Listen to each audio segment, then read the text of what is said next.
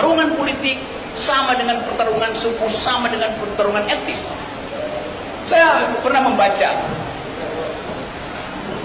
sebetulnya kuliah atau khutbah terakhir, khutbah Nabi Muhammad terakhir. Ketika beliau mengatakan bahwa orang Arab tidak lebih tinggi dari orang Yahudi, orang Yahudi tidak lebih tinggi dari orang Barat, kulit hitam tidak lebih buruk dari kulit putih tidak lebih indah dari kulit hitam. Hal yang itu diucapkan 1300 tahun yang lalu, yang baru dipahami oleh Perserikatan Bangsa-Bangsa setelah Perang Dunia Kedua. Islam mendahului kesetaraan manusia. Nabi Muhammad dalam perspektif itu bukan seorang rasis pasti. Orang Aceh tidak lebih tinggi dari orang Jawa tidak boleh menganggap lebih tinggi dari orang Papua. Itu ajaran Islam. Itu kesetaraan manusia. Itu khutbah terakhir dari Nabi Muhammad. Saya mengingatkan itu pada para pemimpin untuk pergi kembali pada moral code dari hal-hal yang sifatnya teologis, yang hanya mungkin dipahami kalau orang punya kecerdasan, orang punya akal sehat. Dan memang Quran diturunkan ke wilayah kedunguan ketika masyarakat Arab mengalami pensoliman karena otak tidak dikembangkan. Itu yang menyebabkan ayat pertama adalah baca. Kan itu isi pertama, dalil pertama dari Quran. Baca, belajar, pikir, ikro. Bukan kerja.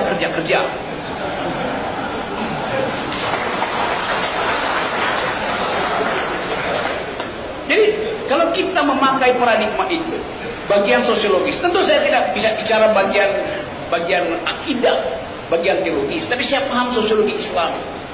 Semua agama ada dimensi esoteris, ada dimensi eksoteris. Esoteris itu bagian batin yang hanya mungkin dialami ketika orang ada pada kesusukan individual. Ketika dia kusuk, dia mengalami gejala esoteris, fenomena esoteris, berupaya untuk menyatukan batin dengan alam semesta dan dengan pencipta alam semesta. Bagian yang rahasia dari manusia yang kita sebut iman itu. Tapi ada bagian yang eksoteris, pakai X bukan S. Itu bagian kemasyarakatan, bagian yang bisa kita akses bersama-sama. Jadi nanti orang akan mempersoalkan kenapa Rocky Gerung non Muslim bicara di dalam forum Maulid Nabi. Karena mereka tidak paham bahwa agama itu ada bagian esoteris, ada bagian eksoteris, di mana persahabatan manusia itu diikat oleh janji kebenaran, janji keberanian, janji keadilan. Suatu waktu saya berceramah di Universitas Gontor di Jombang, juga dikritik. Padahal saya bicara tentang keadilan sosial. Tapi Anda kasih kritik pada Pak Jokowi, yang jelas kenapa Pak Jokowi tidak memberi keadilan sosial. Apa yang salah? Satu waktu saya berceramah di Ngeruki, pesantren yang dianggap sarang teroris. Saya diundang di situ, dan kita berdebat tentang keadilan sosial. Saya diundang. Ketika itu Ustadz Abu Bakar Basir masih ada di penjara. Adiknya mendampingi saya. Ada 5.000 orang dengerin uraian saya pakai televisi di luar. Lalu polisi datang, Pak Rocky hati-hati, ini sarang teroris. Saya bilang, saya diundang untuk debat pikiran, bukan untuk kekerasan. Iya, tapi ini sarang teroris, dia ulang-ulang. Iya, saya tahu, kalau ini sarang teroris, ini juga sarang intel. Logikanya begitu. Di mana ada teroris, pasti ada intelijen di situ. Ini kampung teroris, pasti itu kampung intel. Kan dengan mudah kita tahu itu. Kalau seseorang bisa mengatakan itu sarang teroris, artinya di situ juga ada aktivitas intelijen. Entah untuk mengkonten, entah untuk deradikalisasi, atau untuk memprovokasi. Biasa dalam kehidupan intelijen. Jadi saya balik pada tema ini. Kita ingin melakukan refleksi kepemimpinan. Kalau kita sekedar mengatakan kita mau supaya mengingatkan kembali kemampuan taktis, kemampuan strategis dari Nabi sebagai pemimpin militer, pemimpin politik, pemimpin umat, nggak ada bandingannya. Karena kita tidak melihat satu kemampuan yang setara dengan apa yang dilakukan Nabi Muhammad di masa itu. Kenapa begitu? Karena ada keyakinan di dalam perjuangan, yaitu ingin membebaskan diri dari kedunguan. Dan jihad anti kedunguan itu yang seharusnya kita sosialisasikan di Indonesia. Saya baca kemarin di Harian Kompas headline, 68% rakyat Indonesia kekurangan gizi. 68% itu artinya 182 juta orang Indonesia kekurangan gizi. Itu tidak main-main. Dengan kata lain, seluruh kampanye presiden yang mengiming-imingi generasi muda bahwa kalian akan jadi bonus demografi di tahun 2030 yang tinggal 7 tahun lagi. Bagaimana mungkin bonus demografi itu dicapai kalau anak muda hari ini kekurangan gizi? Itu fakta sosiologinya. Jumlah balita yang stunting di Indonesia prevalensinya 24%. Artinya 1 dari bayi yang lahir hari ini mengalami, 1 dari 4 bayi yang lahir hari ini, ada dokter di sini, mengalami kekurangan gizi, stunting. Artinya otaknya nggak akan berkembang 10 tahun ke depan. Faktanya begitu. Apalagi faktanya, di Asia, Indonesia itu adalah negara paling dungu dari 30 negara di Asia. Nomor 2 dari bawah dungunya. IQ-nya cuma 70%. Lalu orang marah, kok Pak Rocky bilang begini? Statistik dunia mengatakan Indonesia itu negara dungu. Ya tentu masyarakat Aceh menyumbangkan IQ supaya terangkat IQ nasional. Tapi orang akan tanya, di era siapa ada kemiskinan, ada disparitas, ada stunting, ada kedunguan? Ya di era Presiden Jokowi, itu faktanya. Kita nggak ngarang-ngarang.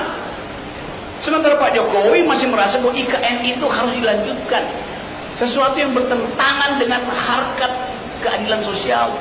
Di dalam keadaan ada 182 juta orang kekurangan gizi, Presiden Jokowi mau bikin ibu kota negara untuk memamerkan bahwa nanti akan ada mobil terbang di situ sebagai fasilitas publik. Siapa yang akan pakai mobil terbang itu? 2-3 orang.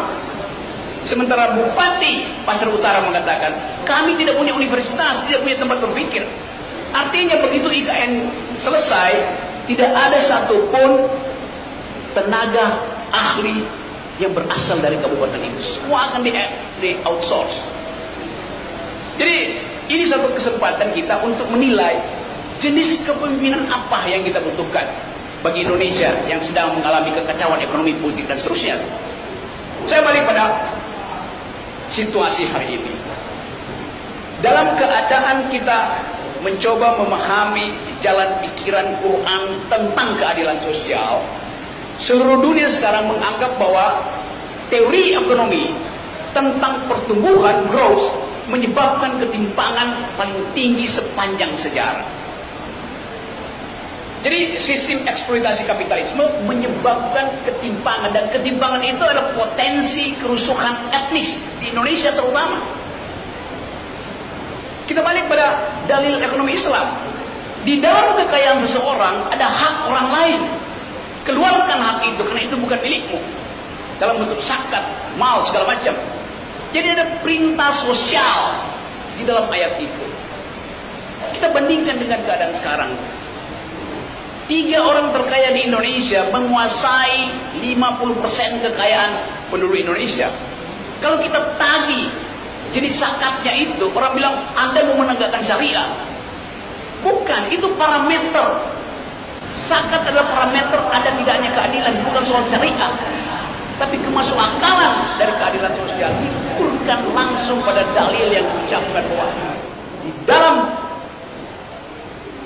kekayaanmu ada hak orang miskin itu.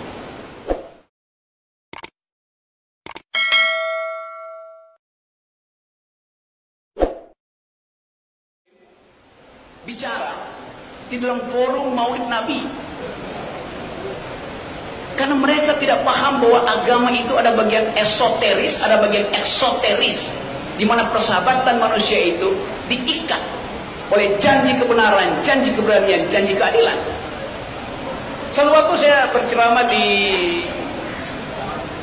Universitas Gontor di Jombang, juga dikritik. Padahal saya bicara tentang keadilan sosial. Tapi Anda kasih kritik pada Pak Jokowi, yang jelas kenapa Pak Jokowi tidak memberi keadilan sosial. Apa yang salah? Satu waktu saya berceramah di Meruki, pesantren yang dianggap sarang teroris. Saya diundang di situ, dan kita berdebat tentang keadilan sosial. Saya diundang. Ketika itu Ustadz Abu Bakar Basir masih ada di penjara. Adiknya mendampingi saya. Ada 5.000 orang dengerin uraian saya pakai televisi di luar. Lalu polisi datang, Pak Rocky hati-hati, ini sarang teroris. Saya bilang, saya diundang untuk debat pikiran, bukan untuk kekerasan. Iya, tapi ini sarang teroris, dia ulang-ulang. Iya, saya bilang saya tahu, kalau ini sarang teroris, ini juga sarang intel. Logikanya begitu. Di mana ada teroris, pasti ada intelijen di situ. Ini kampung teroris, pasti itu kampung intel. Kan dengan mudah kita tahu itu. Kalau seseorang bisa mengatakan itu sarang teroris, artinya di situ juga ada aktivitas intelijen. Entah untuk mengkonten, entah untuk deradikalisasi, atau untuk memprovokasi.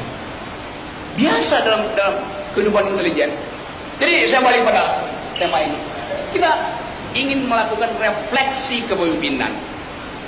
Kalau kita sekedar mengatakan kita mau supaya mengingatkan kembali kemampuan taktis, kemampuan strategis dari Nabi sebagai pemimpin militer, pemimpin politik, pemimpin umat, nggak ada bandingannya. Karena kita tidak melihat satu kemampuan yang setara dengan apa yang dilakukan Nabi Muhammad di masa itu. Kenapa begitu? Karena ada keyakinan di dalam perjuangan, yaitu ingin membebaskan diri dari kedunguan. Dan jihad anti kedunguan itu yang seharusnya kita sosialisasikan di Indonesia. Saya baca kemarin di Harian Kompas headline, 68% rakyat Indonesia kekurangan gizi. 68% itu artinya 182 juta orang Indonesia kekurangan gizi. Itu tidak main-main. Dengan kata lain, seluruh kampanye presiden yang mengiming-imingi generasi muda bahwa kalian akan jadi bonus demografi di tahun 2030 yang tinggal 7 tahun lagi. Bagaimana mungkin bonus demografi itu dicapai kalau anak muda hari ini kekurangan gizi? Itu fakta sosiologinya. Jumlah balita yang stunting di Indonesia prevalensinya 24%. Artinya, satu dari bayi yang lahir hari ini mengalami, satu dari 4 bayi yang lahir hari ini, ada dokter di sini, mengalami kekurangan gizi, stunting. Artinya otaknya nggak akan berkembang 10 tahun ke depan. Faktanya begitu. Apalagi faktanya, di Asia, Indonesia itu adalah negara paling dungu dari 30 negara di Asia. Nomor 2 dari bawah dungunya. IQ-nya cuma 70%. Lalu orang marah, kok Pak Rocky bilang begini? Statistik dunia mengatakan Indonesia itu negara dungu. Ya tentu masyarakat Aceh menyumbangkan IQ supaya terangkat IQ nasional. Tapi orang akan tanya, di era siapa ada kemiskinan, ada disparitas, ada stunting, ada kedunguan? Ya di era Presiden Jokowi, itu faktanya. Kita nggak ngarang-ngarang. Sementara Pak Jokowi masih merasa bahwa IKN itu harus dilanjutkan. Sesuatu yang bertentangan dengan harkat keadilan sosial. Di dalam keadaan ada 182 juta orang kekurangan gizi, Presiden Jokowi mau bikin ibu kota negara untuk memamerkan bahwa nanti akan ada mobil terbang di situ sebagai fasilitas publik. Siapa yang akan pakai mobil terbang itu? 2-3 orang. Sementara Bupati Pasar Utara mengatakan, kami tidak punya universitas, tidak punya tempat berpikir. Artinya begitu IKN selesai, tidak ada satupun tenaga ahli yang berasal dari kabupaten itu. Semua akan di outsource. Jadi ini satu kesempatan kita untuk menilai jenis kepemimpinan apa yang kita butuhkan bagi Indonesia yang sedang mengalami kekacauan ekonomi, politik, dan seterusnya. Saya balik pada situasi hari ini. Dalam keadaan kita mencoba memahami jalan pikiran Quran tentang keadilan sosial, seluruh dunia sekarang menganggap bahwa teori ekonomi tentang pertumbuhan, growth, menyebabkan ketimpangan paling tinggi sepanjang sejarah. Jadi sistem eksploitasi kapitalisme menyebabkan ketimpangan, dan ketimpangan itu adalah potensi kerusuhan etnis di Indonesia terutama. Kita balik pada dalil ekonomi Islam. Di dalam kekayaan seseorang ada hak orang lain. Keluarkan hak itu, karena itu bukan milikmu. Dalam bentuk zakat, mal, segala macam. Jadi ada perintah sosial di dalam ayat itu. Kita bandingkan dengan keadaan sekarang.